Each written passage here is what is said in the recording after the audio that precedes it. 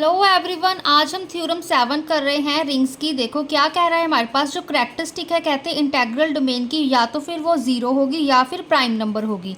अब integral domain क्या था, हमने किया था कि commutative ring contains no proper zero divisor. ठीक है, रिंग आर में क्या होता है हमारे पास, एडिशन में वो एक ग्रुप फॉर्म कर रहा होता है ना, हमने अबिलियन ग्रुप फॉर्म कर रहा होता है, एंड मल्टीप्लिकेशन में सेमी ग्रुप फॉर्म कर रहा होता है। तो ठीक है, एंड मल्टीप्लिकेशन में वो कॉम्यूटेटिव प्रॉपर्टी को सेटिस्फाई करता है। ठीक है, तो कॉम्यूटेटिव का ये मतलब हुआ जब हम यहाँ पे प्रॉपर ज़ीरो डिवाइज़र की बात कर रहे हैं। ठीक है, नो ज़ीरो डिवाइज़र मतलब अगर हमारे पास ए इंटू बी अगर ज़ीरो है तो या फिर ए ज़ीरो होगा या फिर बी ज़ीरो होगा।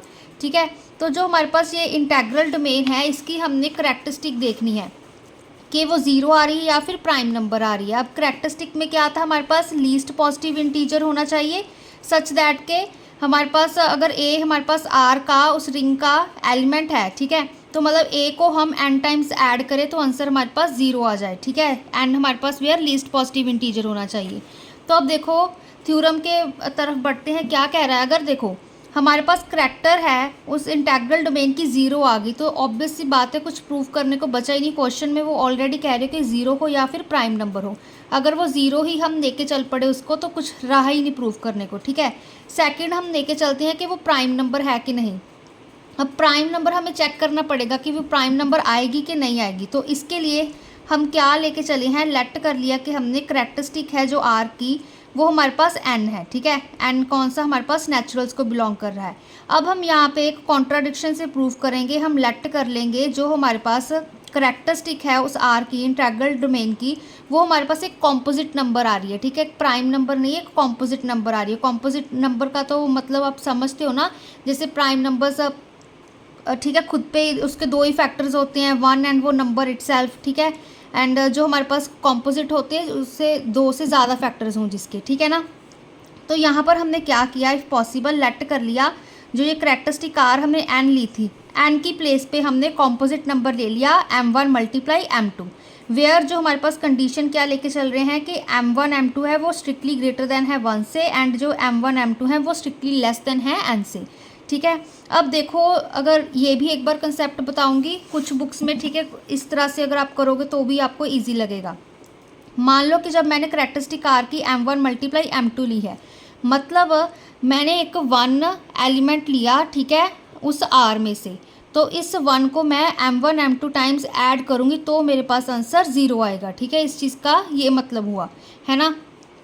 तो यहाँ पर देखो, अब एक मैंने यहाँ पर एक क्या चीज़ ली, m1.1 मल्टीप्लाई m2.1। इसका क्या मतलब हुआ, मैं वन को m1 टाइम्स ऐड कर रही हूँ एंड वन को m2 टाइम्स ऐड कर रही हूँ। ठीक है, अब इस चीज़ को अब वन को वन के साथ मल्टीप्लाई करो तो आंसर हमारे पास वन ही आता है ना।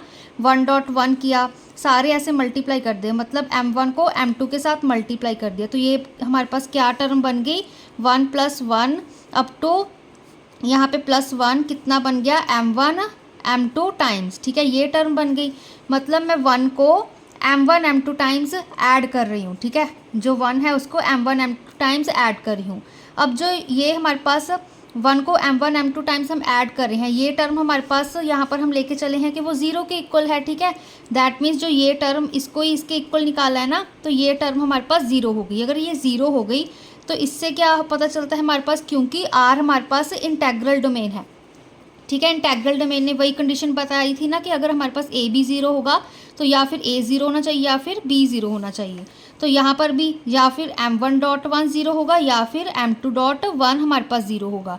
ठीक है, बट ये कंडीशन हमारे पास ट्रू नहीं हो सकती, ये हमारे पास फॉल्स होगी, क्योंकि हम यहाँ पर ऑलरेडी लेके चले थे कि जो हमारे पास m1 वो छोटा है n से एंड m2 छोटा है n से, है ना। एंड n क्या हम लेके चले थे, यहाँ पे करैक्टरिस्टिक आर की n लेकर चले थे ना।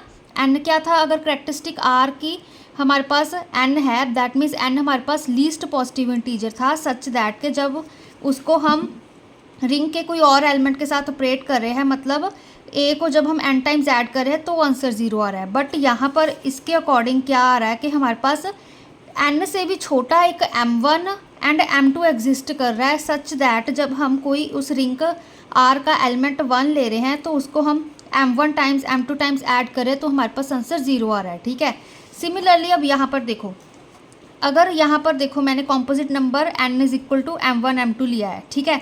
अब इसके अकॉर्डिंग क्या कह रहा है हमारे पास, जो यहाँ पर इन्होंने क्या किया, 0 is equal to n r square, ठीक है। बुक में हम सीधा ही लिखा हुआ है इन्होंने, तो यहाँ पर हम क्या ले सकते हैं, n r is equal to 0, ठीक है। मैंने ये चीज़ ले ली कि एक रिंग, ठीक है, स्मॉल आर मैंने उस इंटेग्रल डोमेन में से एक एलिमेंट लिया, मतलब उस आर को मैं n टाइम्स ऐड कर रही हूँ, तो मेरे पास आंसर 0 आ रहा है, ठीक है, इसके अकॉर्डिंग।